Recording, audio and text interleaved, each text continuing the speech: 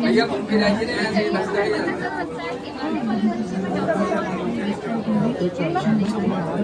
सबसे पहले तो नॉर्मल सोनोग्राफी चलिए चलिए। कि आने वाले बच्चे में डाउन सिंड्रोम जैसे बच्चे की नाक छोटी होना, गर्दन में सूजन होना, आंखों में कोई बनावटी दिक्कत होना, इन सब के जरिए हमें अंदाजा लग सकता है कि आने वाले बच्चे में डाउन सिंड्रोम होने की चांसेस है या नहीं। इसके अलावा कुछ ब्लड टेस्ट होते हैं, 12 मार्कर, 44 मार्कर, उनके जरिए भी हमें अंदाजा लग पाता है कि बच्चे में डाउन सिंड्रोम होने के चांसेस ज़्यादा है या नहीं। अगर किसी भी प्रेगनेंसी में हमें भी लगता है कि डाउन सिंड्रोम का रिस्क ज़्यादा हो, तो उन केसेस को कंफर्म करने के लिए हम कुछ टेस्ट करते हैं, जिनमें से कुछ टेस्ट होते हैं एंटीसेप्टिक और कोलोनिक ग्लाइमा। इसमें जो बच्चे के बाहर का पानी आने वाले बच्चे से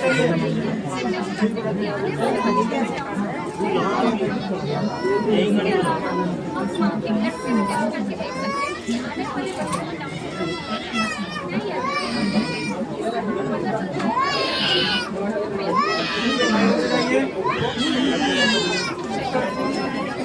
पैदा होने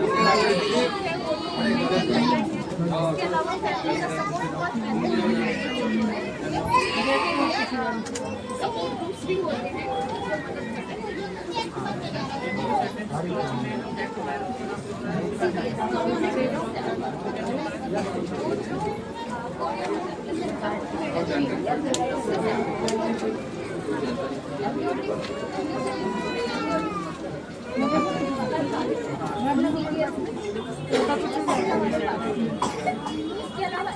जाने दीजिए, आइए मतलब जल्दी आइए।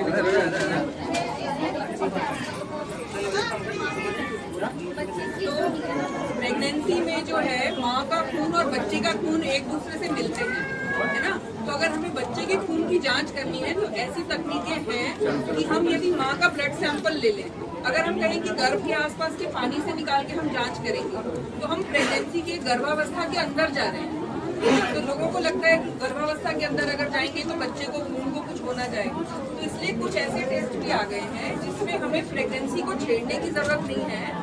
हम माँ के खून का सैंपल ले लें, जैसे हम सुई से बाकी ब्लड सैंपल लेते हैं, उस ब्लड सैंपल में से हम स्पेशल टेक्निक से माँ का खून और बच्चे का खून अलग अलग करते हैं।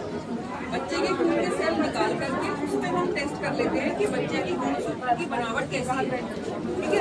क्योंकि इसमें हम प्रेगनेंसी को नहीं छेड़ते, इसलिए उसको नॉन इन्वेसिव कहते हैं कि उसके अंदर हमने छेड़छाड़ नहीं की और माँ के पेट से हमने जांच की। ये टेक्निक अवेलेबल है, मौजूद है, लेकिन इसका एक जो वो है कि इसके पैसे ज़्यादा लगते हैं। अगर हम एमनियोसेंटेसिस करके वो जाँच कराते हैं तो वो जाँच 4 से 5 हज़ार रुपये में हो जाती है।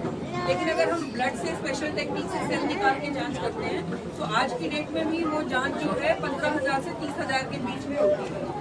तो बहुत से लोग जो है पैसे की दिक्कत लगती है कि 15 से 30,000 रुपए की जांच कंफर्मेटली नहीं है। पैसा खर्च करने के बाद भी जरूरी नहीं है कि गारंटी से हमको सही रिजल्ट मिल जाएगा और बाद में दोबारा जो है पानी की जांच करनी पड़ सकती है। इसलिए पानी की जांच को प्रेफर करते हैं, बड़ी गोल्ड स्टैंडर्ड है।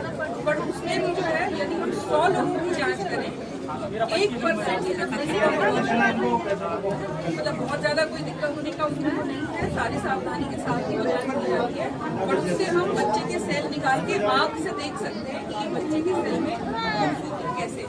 क्योंकि बहुत से लोग, कोई भी नहीं चाहता कि उसका बच्चा मन में छुपा हो। तो अगर किसी को जन्म से पहले पता चल जाए तो वो ऐसी प्रेगनेंसी कंटिन्यू करना चाहते हैं और रिपोर्ट किस तरह की है, उसमें किस तरह की दिक्कत है गुणसूत्र की। अगर वो दिक्कत ऐसी है कि वो माँ और पिताजी जो है वो उसके संवाहक हैं तो आगे आने वाली प्रेगनेंसी में भी ऐसा बच्चा दोबारा हो सकता है। लेकिन 100 में से 90% टाइम से ज़्यादा ये बीमारी ऐसी होती है जिसमें अगली प्रेगनेंसी में ज़्यादा रिस्क नहीं होता, बट वो हम रिपोर्ट देखने के बाद ही बता सकते हैं। तो अगर माँ या पिता में ऐसी दिक्कत है जिनको खुद कोई परेशानी दिख नहीं रही पर उसकी वजह से बच्चा ऐसा पैदा हुआ तो आगे आने वाले बच्चों में ये रिस्क हो सकता है। इसलिए टेस्ट करना जरूरी है। जैसे मैम ने बताया कि जब अल्ट्रासाउंड करते हैं तो अल्ट्रासाउंड में कुछ ऐसे सॉफ्ट मार्कर जैसे हमें किसी को सामने तो ऐसा होता है ना कि चलिए थोड़ा रास्ता छोड़िए, तो ये हम सॉफ्ट रास्ता छोड़िए, रास्ता छोड़िए। यदि ऐसा दिख रहा है तो हो रास्ते सकता में है मत भैया, रास्ते में जाने वाली क्या आपको ज्यादा दिख रही है इधर खड़ी हो जाओ, नंबर आया हो जाए इधर खड़ी हो जाओ, वो दिख क्या आपका आप बोली ना, या हार्ट में कोई प्रॉब्लम चलिए चलिए चलो फटाफट। दिमाग में कोई इस तरह की अगर दिक्कत अल्ट्रासाउंड में निकली है तो हमें रिस्क लग सकता है और उसकी बेसिस पे आगे आपको चलो यहाँ से एडवाइस दी जा सकती है। और आप लोग को पूछना चाहता हूँ